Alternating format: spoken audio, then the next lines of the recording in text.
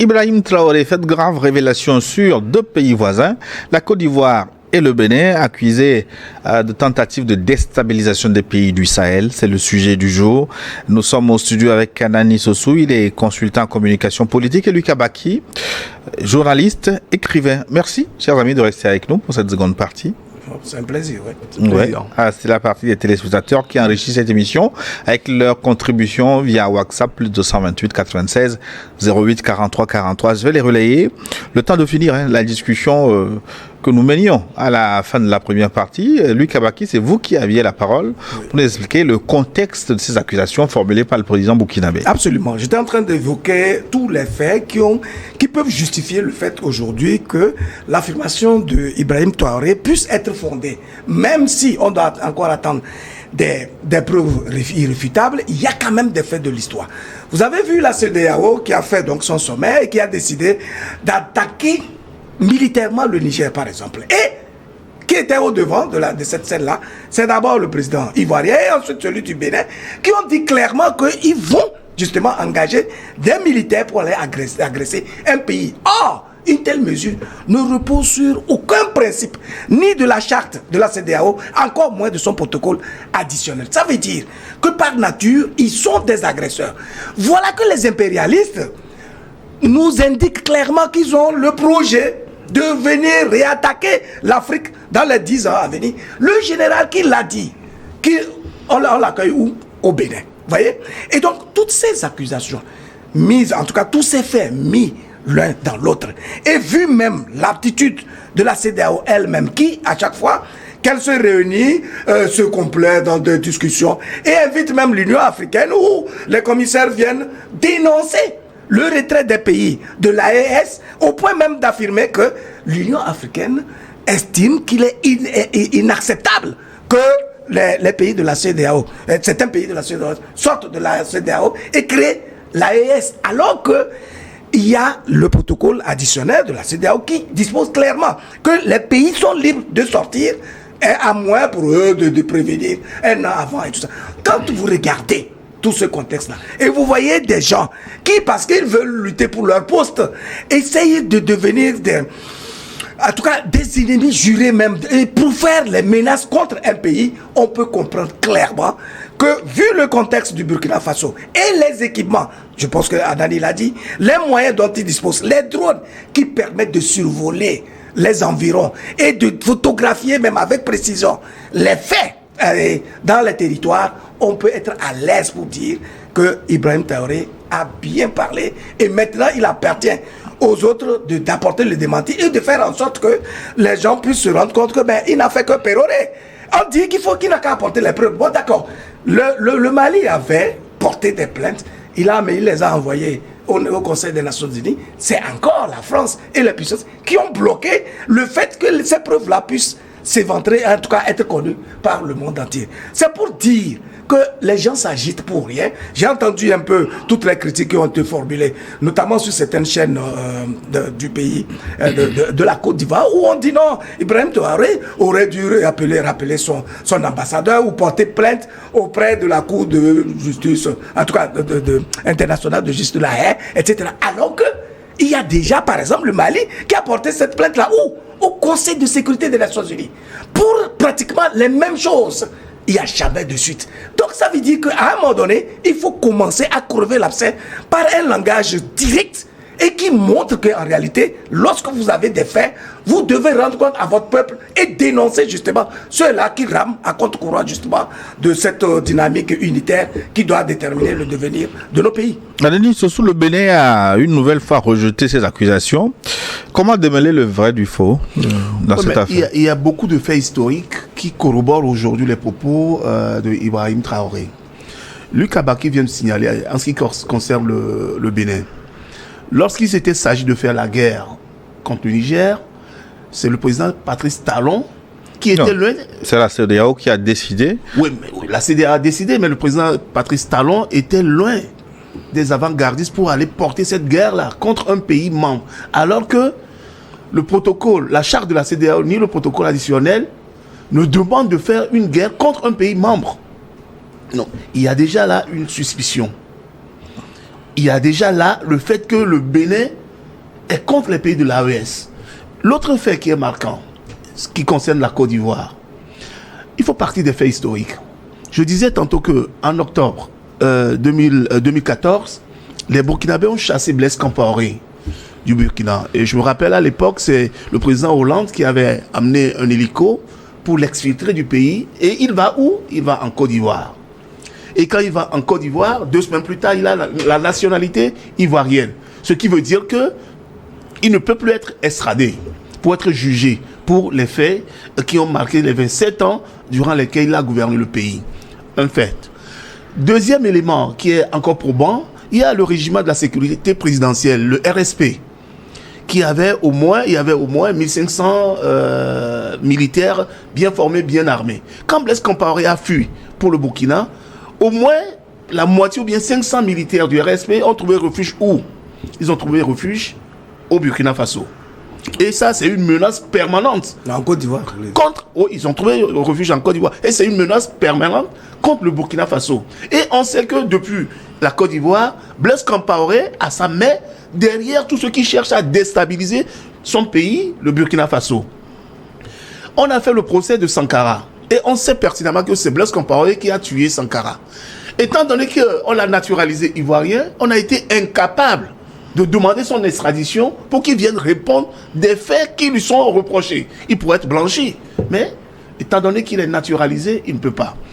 Dernier élément qui est également un élément probant, c'est que Ibrahim Traoré a bien dit qu'il y a un centre d'opération en Côte d'Ivoire. Ce centre d'opération, tout le monde le connaît. C'est le 43e BIMA. Les militaires français qui sont à Port-Boué, à Abidjan. Et tout le monde sait également que au niveau de ce 43e BIMA, c'est là où on a fomenté la plupart des coups, notamment le coup qui a évincé du pouvoir Laurent Gbagbo. Le coup d'État contre Laurent Gbagbo le 11 avril 2010. C'est parti du 43e BIMA, puisque les Français ont amené tout le matériel de guerre qu'ils ont installé à Port-Boué. Et c'est avec ce matériel de guerre qu'on a fait la guerre contre Gbagbo. Donc il y a tous ces éléments, quand on les met côte à côte, ça prouve évidemment. Donc vous êtes dans le registre des probabilités. Oui, mais nous analysons les faits. Maintenant, il s'agira pour les pays accusés d'apporter les démentis formels avec des preuves. Et également, Luc l'a dit tout à l'heure, le général Lecointre, celui qui avait demandé qu'on recolonise l'Afrique, pour qu'on ne perde pas, pour que l'Afrique ne sorte pas du giron français, ce général Lecointre, pas extraordinaire, est reçu par le président béninois Talon. On ne sait pas ce que le président Talon lui a dit. Non, on ne sait pas ce qui se sont dit. Peut-être que le général Lecointre a été sermonné.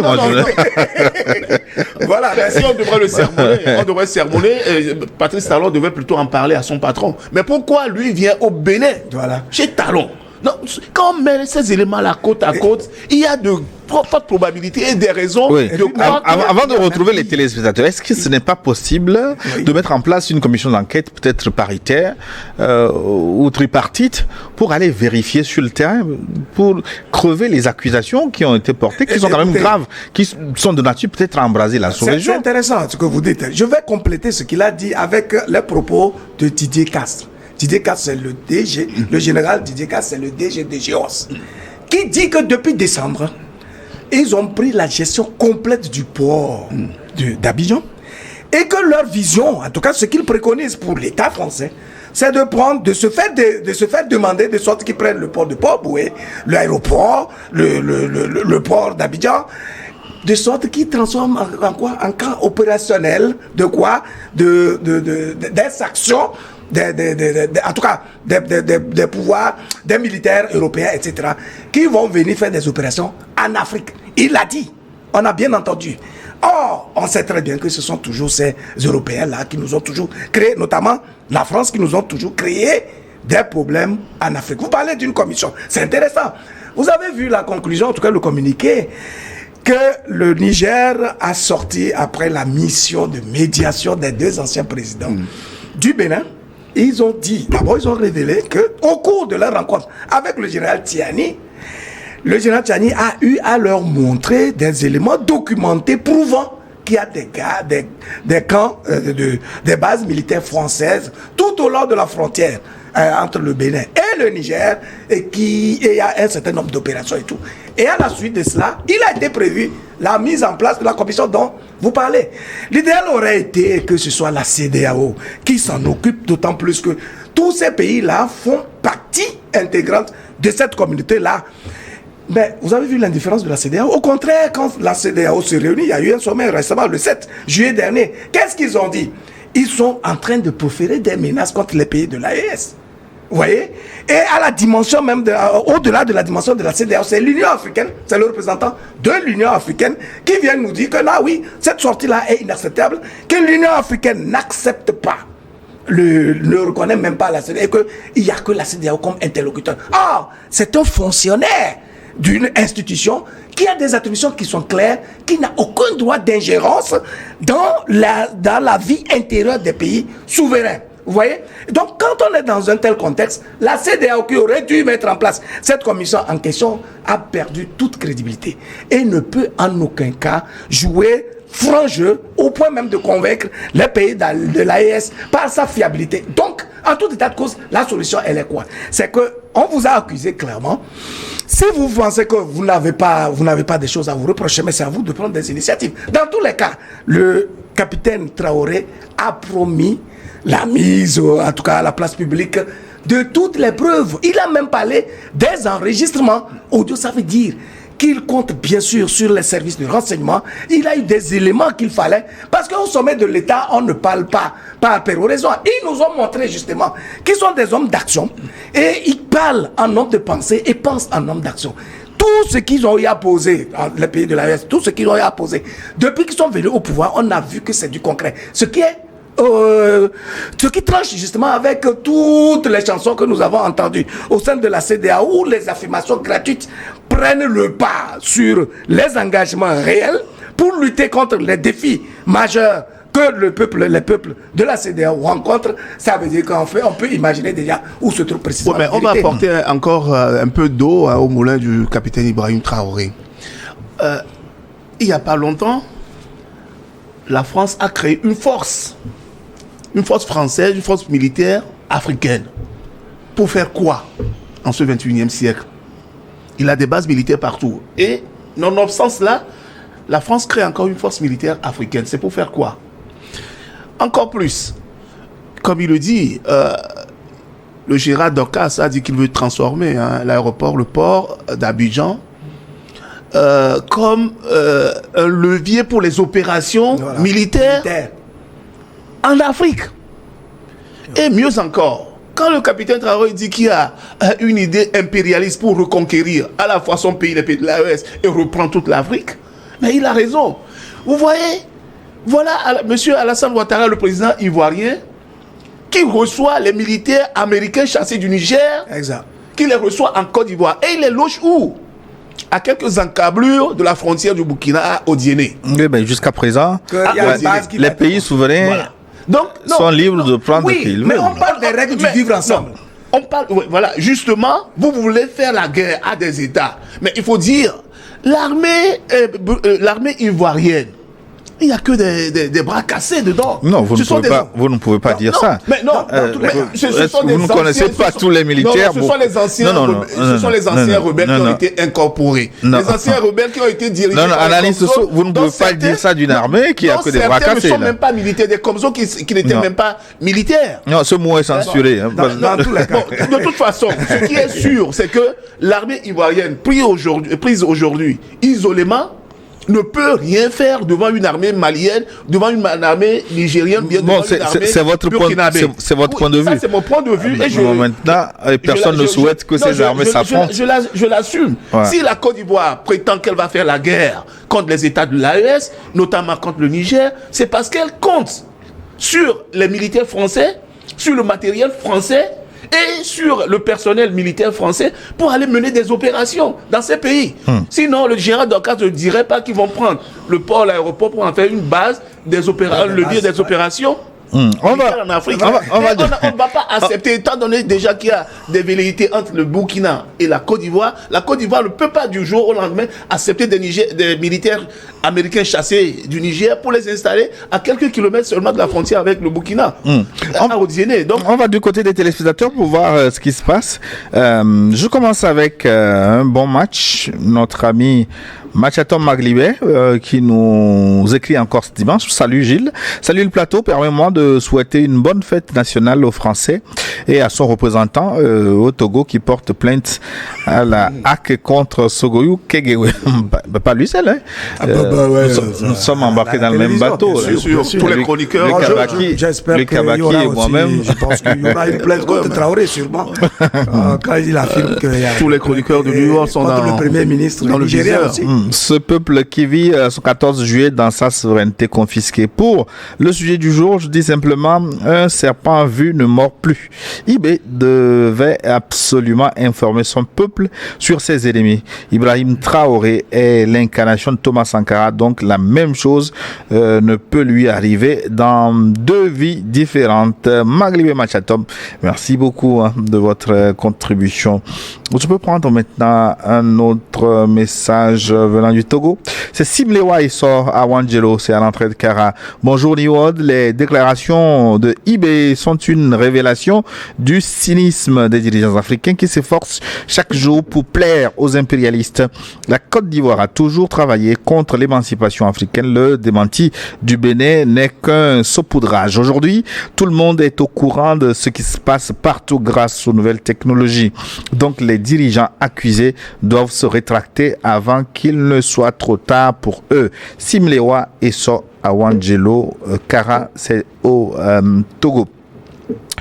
257 maintenant, long message, je vais tenter d'y aller rapidement. Bonjour le plateau, je commence à tranquilliser Luc en le rassurant que le sang qui circule dans les veines de Sogoyou est le même que celui qui circule dans les siennes et celle d'Anani Sossou, sans oublier celle de toi-même Gilles. Alors en se référant à ce qui vient de se passer avec Donald Trump, il est comparable à ceux qui se peaufinent pour ces pays de l'AES. Et je me demande d'ailleurs le miracle qui fait que ces trois présidents du Sahel survivent encore. La planète est en train de mettre à nu le mensonge de la démocratie et tous ces connexes qui sont venus de l'Occident et supposés et imposés au monde des Noirs. Il fallait que les conseillers de Patrice Talon et de Ouattara disent à leur président que le monde commence à mettre à la lumière tout ce qui gouverne grâce au plan obscur pour ne plus servir de base arrière à ceux qui déstabilisent les pays. Frère Trump, un président victime d'assassinat, puis qu'il ne veut pas entendre l'Occident se mêler des affaires d'autres nations, prions qu'il revienne à la Maison Blanche, tous ces plans vont disparaître. C'est Ndaïkaza à Bujumbura, je vous remercie. Merci beaucoup, cher ami depuis Bujumbura. Il évoque la sécurité des présidents de l'AES qui aiment parfois des bains de foule, comme les 10 km parcourus la dernière fois par Ibrahim Traoré et Tiani. Le téléspectateur craint un scénario à la trompe. Dans tous les cas, comme je l'ai dit, vous savez, c'est la preuve que ces gens-là ont tué ce qu'on appelle la peur. Depuis des années, si nos pays sont encore comme ça, c'est parce qu'on a cultivé dans notre esprit une certaine phobie permanente qui fait qu'on n'a pas l'assurance d'agir. Écoutez, lorsque vous êtes missionnaire et vous avez une responsabilité, vous n'avez plus besoin de vous laisser habiter par la peur. Et donc, les populations se sont mobilisées à Niamey pour accueillir les présidents qu'ils voient comme étant leurs héros. Ceux-ci se devaient de les saluer. C'est une question de courtoisie. Et ça crée une forme de magie et d'harmonie autour justement de ces dirigeants. C'est très important pour le leadership en Afrique. Contrairement à certains de nos dirigeants qui s'emmurent et qui restent dans une platitude totale, dans des bureaux feutrés, douillets, et à partir d'où ils fabriquent des concepts théoriques pour prétendre qu'ils nous dirigent. Je vais encore ajouter un élément sur justement ce combat-là et qui explique qu'il y a des complicités sous-régionales. Pendant des années, vous avez vu comment les armées maliennes, nigériennes, burkinabès se sont organisées. Et chaque jour, les terroristes, mais ils continuent d'être là. Ils partent d'où?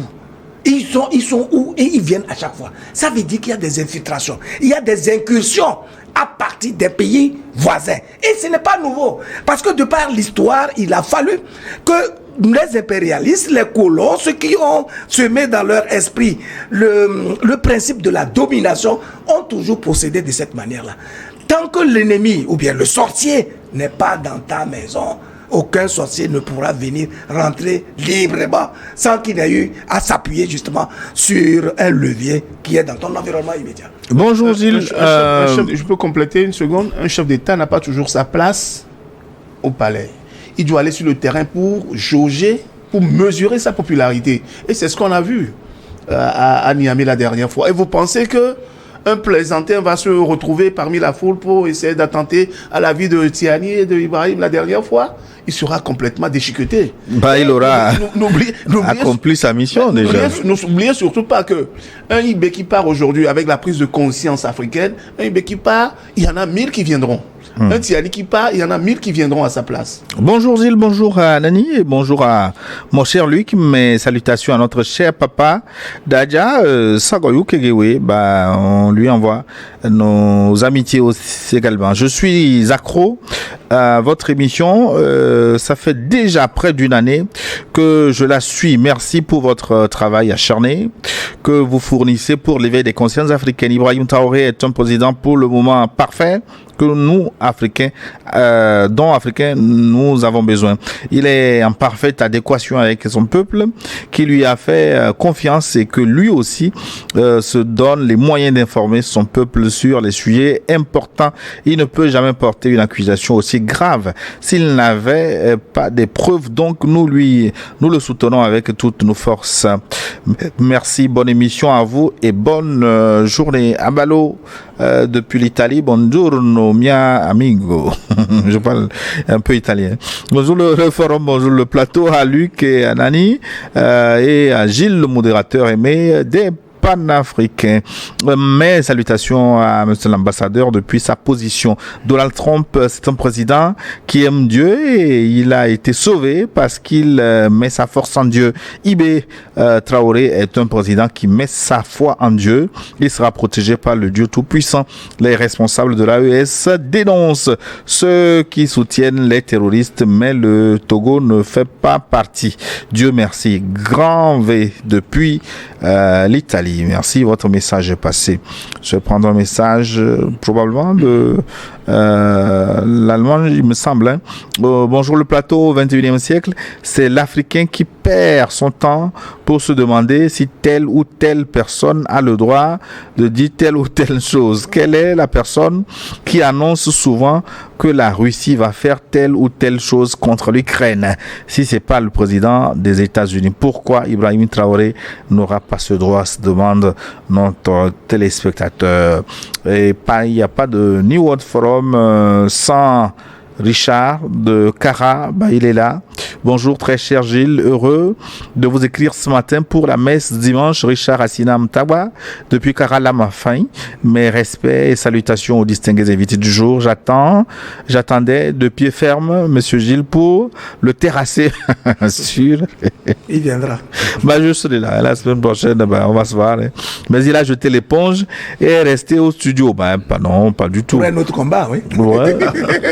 Les évaluations ne font que commencer. Donc, je voudrais savoir si ces soupçons d'hébergement des sites d'entraînement des forces françaises dirigées contre les pays du Sahel et logés au Bénin et autres pays sont avérés. Chers analystes, que gagneraient les chefs d'État de ces pays alors même qu'on parle de l'Union africaine? L'intérêt particulier prime-t-il sur celui de l'Afrique? Très bonne émission. J'ajoute aussi que lorsqu'une vision tend à mettre en évidence l'intérêt général et à valoriser son peuple, elle peut et même être systématiquement imposée au peuple, qui plus est un ensemble de citoyens.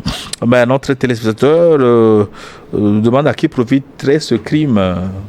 Oui, mais ce crime profite à ceux qui ne jurent que par le pouvoir et qui considèrent que pour avoir la légitimité, il faut composer avec les forces impérialistes. Justement, parce que dans la posture de ces dirigeants-là, on voit très bien qu'ils sont beaucoup plus focalisés par le besoin de satisfaire celui-là qui est quand même perçu, à juste titre, comme étant l'ennemi premier de nos pays en Afrique. Vous imaginez en 2019, je reviens un peu sur cette question de la souveraineté de nos pays à travers la monnaie.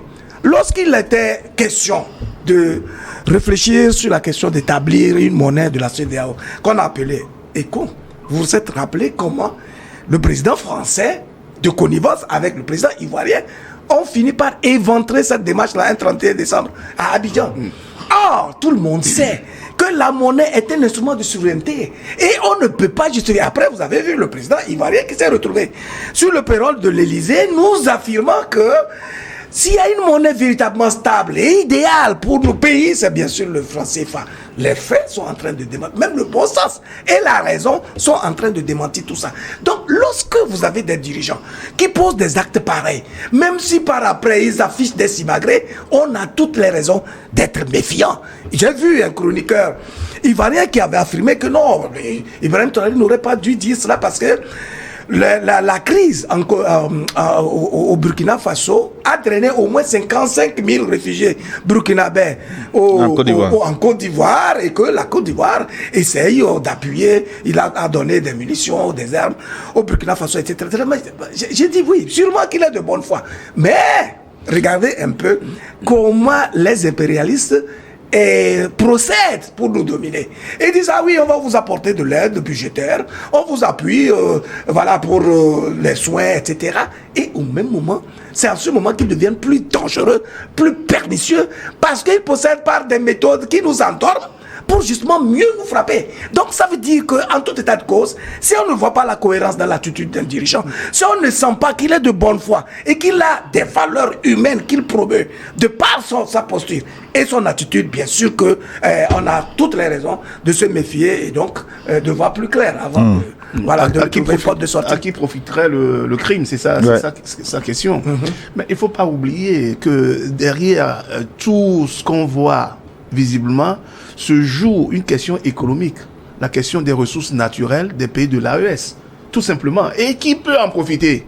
Ce sont les Occidentaux qui ont besoin de matières premières pour se développer. Pour leurs usines, pour la technologie, ils ont besoin de notre matière première. Donc, à qui profiterait ce crime-là? Mais évidemment aux Occidentaux, aux impérialistes.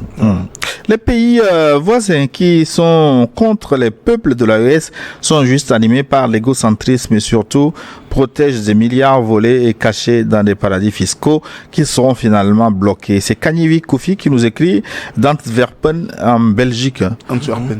Ouais, oui, c'est Anani le Belge. Ah oui. Merci beaucoup pour votre message. Alors, salutations distinguées aux invités, à mon grand frère Gilles, mon modérateur préféré. Un coucou spécial à mon papa, l'ambassadeur Sagoyou, le papa de toute la jeunesse africaine, plus précisément de l'AES en général, et à tous les téléspectateurs juste pour vous encourager davantage. Et j'aimerais aussi vous dire merci encore une fois de plus.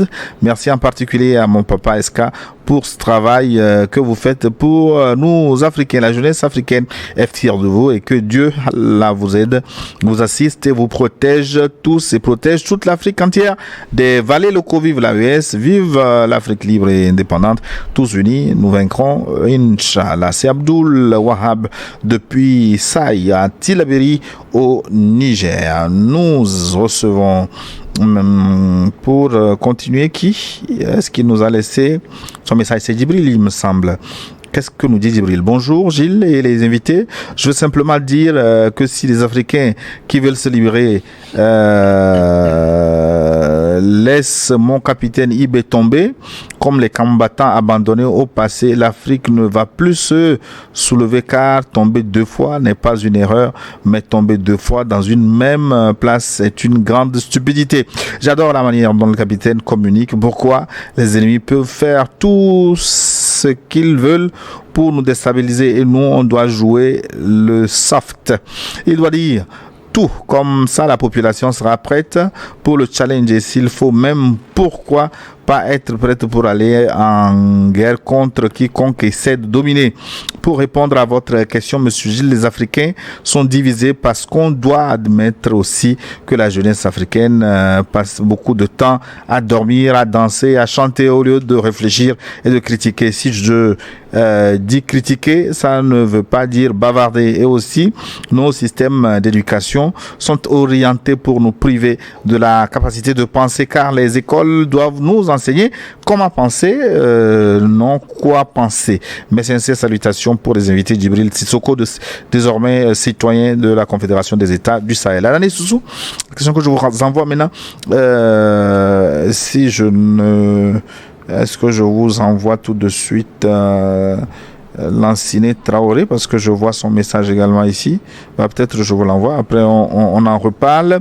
Lanciné Traoré, Guinée-Conakry, bonjour le plateau, bonjour les baobabs de tous les dimanches, Monsieur Gilles, Monsieur Luc et Monsieur Anani, vous êtes bien habillés en africain, respect à vous, seulement l'inamovible a été amovible aujourd'hui.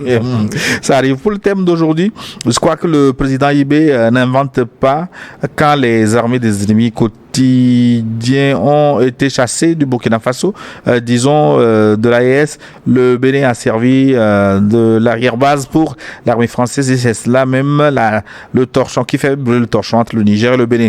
Quand le Niger a demandé aux Américains de quitter, ils ont dit qu'ils vont se servir de la base de l'armée française en Côte d'Ivoire. Donc rien n'est surprenant pour ces allégations. Donc abnégation et bienveillance chaque seconde, les ennemis sont à jour et à tout moment. Notez bien, je dis bien des choses à notre confrère de Kara, Monsieur Richard Tagba, prompt rétablissement à lui. Ma question maintenant, Anani Soussou, est-ce que ce genre de déclarations ne peuvent pas créer des zizanies entre les populations qui sont de part et d'autre de toutes ces frontières arbitrairement tracées depuis Berlin? Oui, mais tout Africain conscient qui veut vraiment sa dignité, sa souveraineté, ne peut qu'être d'accord avec les propos de Ibrahim Traoré. Et évidemment, qu'il y aura les fanatiques des présidents béninois et ivoiriens qui vont prendre leur parti. Mais ce qu'ils oublient, c'est que la majorité des Africains aujourd'hui sont d'accord avec ce que les États de l'AES sont en train de faire. La majorité des populations de l'AES supportent leur président. Et je ne pense pas que aujourd'hui, les populations, les peuples eux-mêmes ne comprennent pas les enjeux. Ce sont les politiques qui sont en train de nous diviser en Afrique. Les populations eux-mêmes comprennent depuis. Il y a cette question, par exemple, où il y a des menaces qui pèsent contre les États de l'AES, où on aura besoin de visa pour aller d'un pays de l'AES vers les autres pays de la CEDEAO. Ça n'a jamais existé. Avec nos frontières poreuses, les populations s'entremêlent. Il y a des Maliens qui vivent au Burkina, qui vivent en Côte d'Ivoire, des Ivoiriens qui sont au Burkina. Donc ces gens-là, ces Ivoiriens, lorsqu'ils vont essayer de revenir dans leur pays d'adoption, on va leur demander des visas.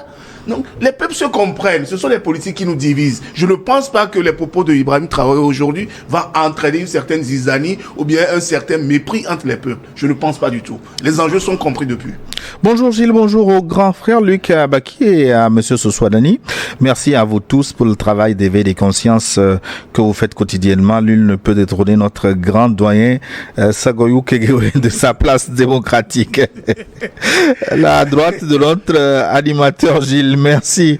Le grand frère Luc Abaki peut se rassurer qu'il a aussi la carrure d'y siéger en vertu des pouvoirs démocratiques de nos téléspectateurs. Monsieur Abaki, lui, qui est investi, vice-ambassadeur de New World Forum. Ça fait plaisir. Vice-ambassadeur. Voyez-vous, ça s'intéresse de son excellence. À propos du sujet du jour, je voudrais demander aux dirigeants de l'AES de se concentrer désormais sur les objectifs de leur souveraineté. Les communiqués qu'ils ont donnés à propos des dirigeants ennemis des pays voisins suffisent pour pour qu'ils prennent leurs dispositions à l'encontre de ceux-ci. Sinon, bientôt, ils vont donner l'impression de ne rien faire que des joutes verbales. Les peuples connaissent déjà bien les dirigeants fauteurs de troubles dans la sous-région ouest-africaine. Ces dirigeants nuques, durs, auront le sort qui leur convient le moment indiqué. Vive l'AES, vive New World TV, vive l'Afrique qui lutte avec vision. Léopold Kotor depuis Cotonou au Bénin. 235. Bonjour le plateau de la chaîne Afrique Libre. Salut Luc, Anani, Gilles. IB est l'incarnation des vraies valeurs et il nous faut des Traoré au Tchad, Sénégal, d'autres pays partout en Afrique. Version francophone du Dieu aux ancêtres des Noirs veille sur AES. Bonne émission. C'est Kaldor Amlona, le baron depuis N'Djamena au Tchad. Merci beaucoup.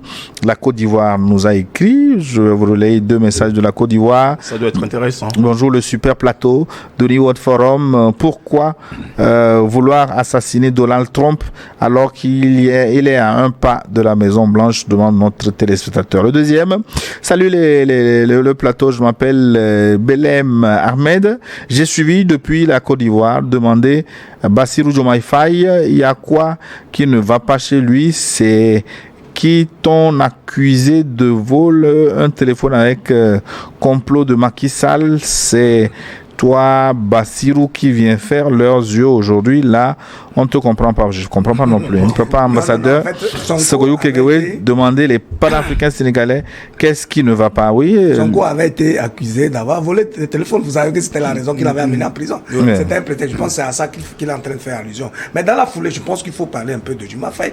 Moi, je l'ai suivi. Il a fait une interview à la chaîne, enfin, aux médias sénégalais. Je pense qu'il est quand même lucide. Hein. Il est raisonnable. Je l'ai écouté. Dans sa position vis-à-vis des pays de l'AES, il dit la mission dont on l'a investi, la CEDEAO l'a investi, il la prend avec beaucoup d'humilité et il sait que c'est délicat. Sauf qu'il considère que même si les pays de l'AES doivent rester campés dans leur position, il y a un besoin de dialoguer et puis de collaborer parce que de toutes les façons, les pays, les populations s'entremêlant déjà, il faut discuter des conditions dans lesquelles ils partent et le type de collaboration qui peut exister aujourd'hui parce que il y a des défis majeurs qui concernent l'ensemble de ces populations-là. Vraiment, s'il est dans cette posture-là, on peut lui trouver des circonstances atténuantes parce que précisément, le principe du dialogue, il est inhérent à la vie humaine. Mais est-ce que ce n'est pas simple de trouver un accord entre l'AES et la CEDEAO? L'idéal même n'est même pas de chercher un accord. Pourquoi? Parce que quand vous avez une position qui est claire, l'accord ne devrait pas concerner le retour ou non des pays de l'AES à la CEDEAO, mais la nature de la collaboration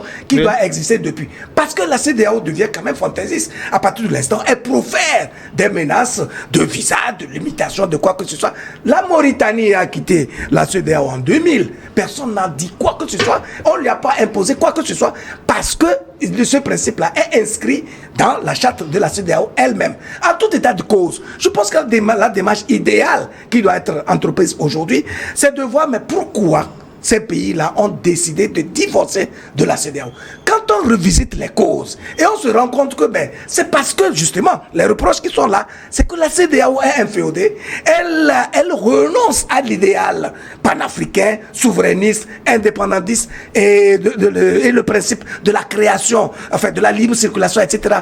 Et l'entretien des règles du vivre ensemble, de la solidarité et de la fraternité, au point où les mêmes pays-là deviennent ennemis les uns contre les autres. Et dans un tel contexte, lorsque vous vous sentez menacé, lorsque votre propre existence même est menacée, vous n'avez pas d'autre choix que de prendre une position qui soit claire. Dernière chose que je vais dire, c'est qu'il faut maintenant un langage de franchise. Je pense que IB l'a révélé. La diplomatie actuelle que les pays de l'AES ont adoptée, c'est de dire la vérité.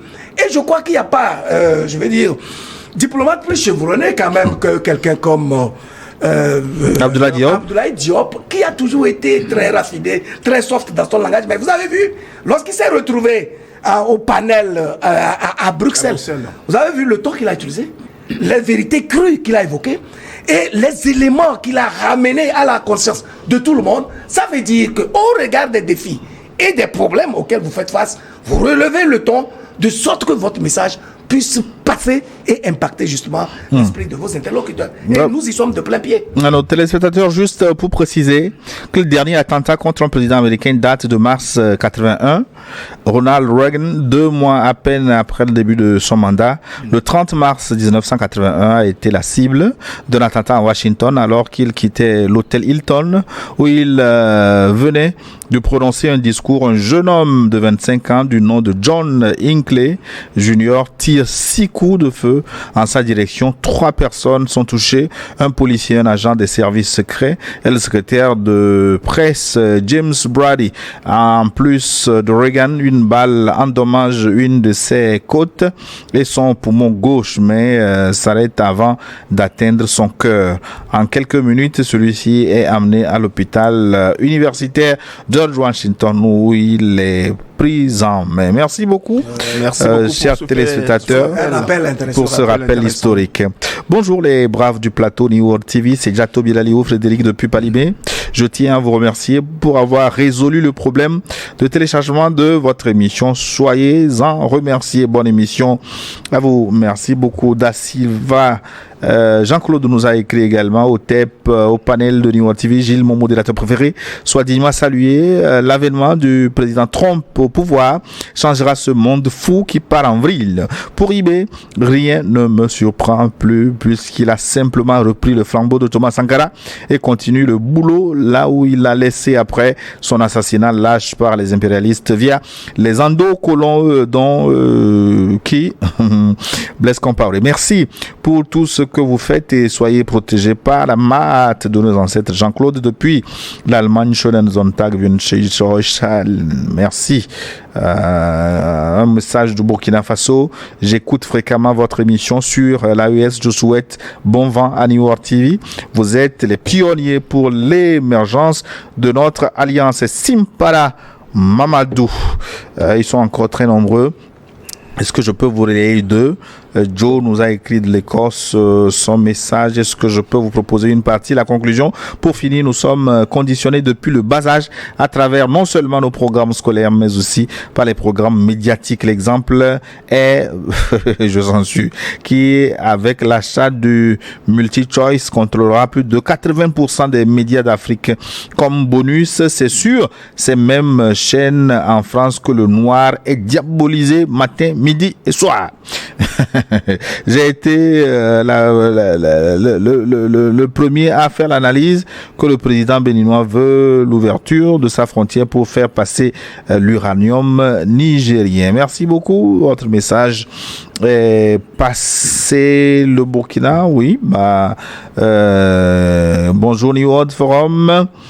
Et à tous les invités, à propos des déclarations de IB, je pense que c'est l'heure de la vérité. Lorsque les terroristes sont neutralisés et des logistiques récupérées, tablettes, ordinateurs, téléphones, qui fournissent des images et vidéos où tout est dévoilé. On fait quoi avec ces informations? N'oubliez pas qu'aujourd'hui, toutes les captures vidéo et photographiques sont dotées de coordonnées GPS. Les services de renseignement ont tout documenté. À dire que même la médiation de Diomaye Faye et de Faure Gnassingbé, c'est déjà un échec. L'AES ne peut pas revenir à la CEDEAO. Certains présidents, comme Talon et Alassane, ne respectent pas les fondements de la CEDEAO. C'est Jean Innocent qui nous écrit du Burkina Faso. Lazare Bechi est dans la place également. Merci beaucoup Lazare de votre participation tous les dimanches. De même que Luc de Tel Aviv, nous avons reçu votre message. Salut New World Forum. Pour ma part, le capitaine est une bénédiction pour le continent. Mais que dit le chef d'État togolais sur les décisions de la CEDEAO qu'il collabore avec les pays de l'AES pour éradiquer le terrorisme? Merci. Nienda Sylvestre nous a envoyé un message également. Merci beaucoup, merci pour votre contribution tous les dimanches. Alani Soussou, nous arrivons à la fin de notre forum. Oui, je voulais dire au chef d'État des pays de l'AES de tenir bon. Ils tiennent le bon filon. Ça va être difficile, ça va être compliqué, des jours compliqués arrivent. Mais quand ils tiennent bon, avec l'appui de leur peuple, ils réussiront. Tenir bon. Et l'autre chose que je voulais ajouter, très rapidement, c'est au chef d'État de la CEDEAO de ne pas naviguer à contre-courant. L'histoire s'écrit. Il faut qu'il s'insère dans cette histoire-là, qu'on l'écrive ensemble pour que l'Africain soit fier de lui. Il faut que ces chefs d'État de la CEDEAO écoutent leur peuple. Parce que tous les peuples maintenant qui composent la CEDEAO supportent ce qui se passe dans l'AES. Donc il faut qu'ils écrivent ensemble cette histoire-là avec l'AES. Merci, Dani Sossou.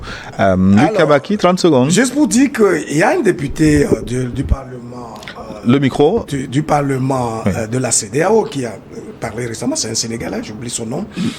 Il dit, depuis qu'ils sont en session, tous les pays de cette communauté-là font ces rapports et on constate que tous les pays font face au défi de quoi? De la santé, de l'alimentation, de la sécurité, etc. Mais la communauté, lorsque elle doit parler, elle parle plutôt des questions politiques. Ah, les dirigeants sont là pour leur peuple. Ils sont missionnés pour résoudre les problèmes de leur peuple. C'est l'occasion ou jamais pour eux de commencer à comprendre leurs responsabilités et laisser tranquillement les pays de l'AES faire leur expérience et implémenter le nouveau type de leadership. Seule l'histoire pourra les juger tout simplement. Merci infiniment et un coucou spécial final à son excellence l'ambassadeur continental Sogoyou Kegewe. Revient-nous sain et sauf la semaine prochaine. Akleso Pignon a réalisé l'émission du jour. Merci beaucoup Akleso pour le travail fait tous les dimanches. Nous remercions tous les téléspectateurs qui ont contribué à la richesse de cette émission que j'ai eu encore du plaisir à vous présenter. Dans un instant, une édition du journal sur votre chaîne. À très bientôt, chers téléspectateurs.